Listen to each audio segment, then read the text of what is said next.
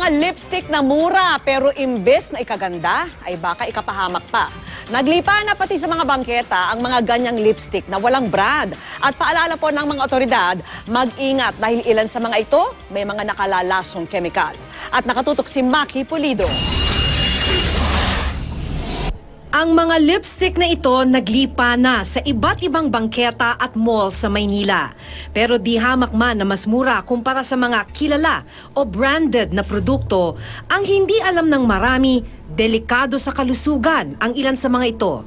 Sa mga sample ng lipstick na nabili ng GMA News sa Quiapo at Divisoria, 2 ay kabilang sa listahan ng mga delikadong produkto ng Food and Drug Administration o FDA.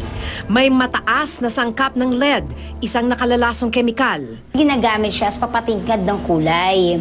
So, kahit sa mga pintura, nilalagyan ng lead. At nang amin pang ipasuri ang ilan, 3 ang nagpositibo sa mataas na antas ng mercury, isa pang nakalalasong kemikal. Out of these 9 samples, meron pong 3 sample na nag-exceed sa limit ng FDA, which is 1 parts per million. So yung cosmetic samples po na may high level mercury content can cause fatigue, weakness, skin irritation, then pwede din po siyang mag-effect ng neurotoxic problems.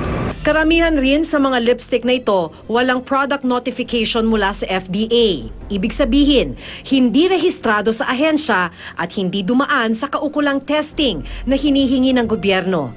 Sa pakikipagtulungan ng FDA sa iba pang mga ahensya, umabot na raw sa 37 milyong pisong halaga ng mga kontrabandong produkto ang nasabat sa mga raid nito sa Metro Manila noong 1 taon.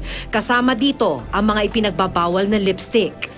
Pero sa kabila nito, hindi po nakukumpiska lahat at yung iba po ay nagtatago. Ang kongpo rito, habang may bumibili, may nagbebenta.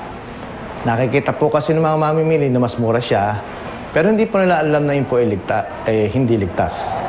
Sabi ng Eco Waste Coalition, mas mahigpit pang pagpapatupad ng batas ang kailangan para tuluyang mawala ang mga produktong nagdudulot ng panganib sa kalusugan ng publiko.